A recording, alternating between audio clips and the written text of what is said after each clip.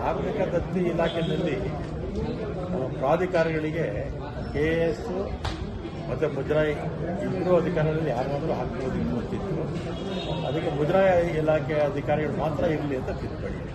ಬರೀ 3 ಟೆಂಪಲ್ 3 ಪ್ರಾಧಿಕಾರಕ್ಕೆ ಎಲ್ಲಾನು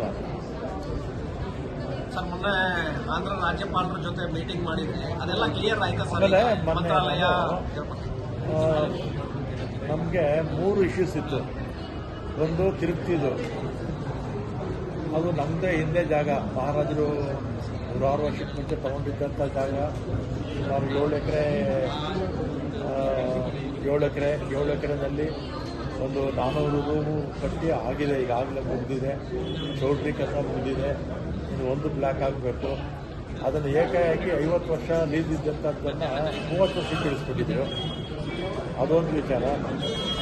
ಮತ್ತು ಎರಡನೇದಲ್ಲಿ ರಾಘವೇಂದ್ರ ಸ್ವಾಮಿ ಮಠ ಇದೆಯಲ್ಲ ರಾಯಚೂರಲ್ಲಿ, ಅಲ್ಲಿ ನಮಗೆ ಜಾಗ ಕೊಟ್ಟಿದ್ದಾರೆ. ಆ ಜಾಗ ಯಾರೋ ಕೋರ್ಟಲ್ಲಿ ಹೋಗಿ ಸ್ಟೇ ತಂದಿದ್ರು.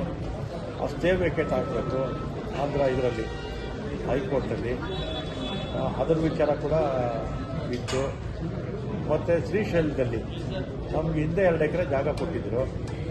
ಜಾಗ ಕೊಟ್ಟು 85 ಕೋಟಿ ಹಣ ನಮ್ಮ ಹತ್ರ ಇತ್ತು. ಮತ್ತು ಅದನ್ನು ಟೆಂಡರ್ ಕರೆದಂಥ ಸಂದರ್ಭದಲ್ಲಿ ಕೇವಲ 10 ವರ್ಷಕ್ಕೆ ಲೀಸ್ ಒಂದು ಮಾಡಿಬಿಟ್ಟಿದ್ರು ಅವರು. ನಾವು 85 ಕೋಟಿ ಖರ್ಚು ಮಾಡಿ 10 ವರ್ಷ ಲೀಸ್ ಆಗುತ್ತಾ? ಅದಕ್ಕೆ ಇದನ್ನೆಲ್ಲ ಕೂಡ ನಾವು ಗವರ್ನರ್ ಅವರಿಗೆ ಮನವಿ ಸಲ್ಲಿಸಿದ್ವಿ.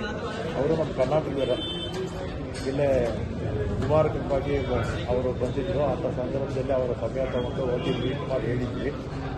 ಆಮೇಲೆ ಅವರು ಅಲ್ಲಿರ್ತಕ್ಕಂಥ ಸಂಬಂಧಪಟ್ಟ ಮಂತ್ರಿಗಳು, ಮುಜರಾಯಿ ಮಂತ್ರಿಗಳು ಮತ್ತು ಇನ್ನಿತರ ಹಿರಿಯ ಅಧಿಕಾರಿಗಳನ್ನೆಲ್ಲ ಕರೆಸಿ ಈ 3 ಕೂಡ ಸಾರ್ಟ್ ಔಟ್ ಮಾಡ್ಕೊಳ್ಳಿ ಅಂತ ಹೇಳಿದ್ದಾರೆ.